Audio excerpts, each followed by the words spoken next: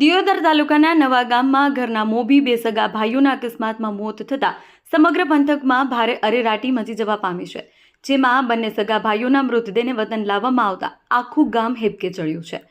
જ્યાં પવિત્ર દ્વારકા મંદિર દર્શન કરવા ગયેલા બે ભાઈઓના મૃતદેહ પરત ઘરે આવતા પરિવારજનોમાં હૈયા કંપાવી દે તેવા દ્રશ્યો સર્જાયા હતા।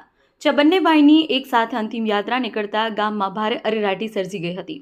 મોરબીના પીપળિયા નજીક બુધવારે વહેલી સવારે બનાસકાંઠા જિલ્લાના અધગામથી નીકળેલા પગપાળા સંઘ દ્વારકા તરફ જઈ રહ્યો હતો, જેમાં પગપાળા સંઘમાં કુલ 11 લોકો સાથે હતા, જેમાં દિયોદર તાલુકાના નવા ગામના ભગવાનભાઈ લાલાભાઈ ચૌધરી ઉંમર 65 તેમજ તેના નાના ભાઈ અમરાભાઈ લાલાભાઈ ચૌધરી તેના મિત્ર નરસુંગભાઈ સગથાભાઈ ચૌધરી સાથે પગપાળા જઈ રહ્યા હતા।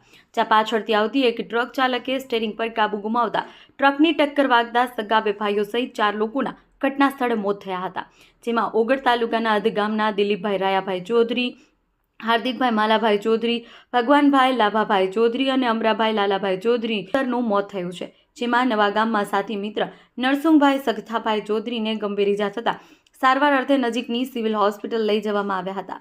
જેમાં દિયોદર તાલુકાના નવા ગામના બે સગા ભાઈઓના મૃતદેહ લાવવામાં આવતા પરિવારજનોનું હૈયું કંપાવી મૂકે તેવા દ્રશ્યો સર્જાયા હતા। ગામમાં બે સગા ભાઈઓના મૃતદેહને લઈ આખું ગામ હિબકે ચડ્યું હતું, જેમાં મોડી સાંજે બંને ભાઈઓની અંતિમ યાત્રા નીકળતા મોટી સંખ્યામાં ગામ લોકો જોડાયા।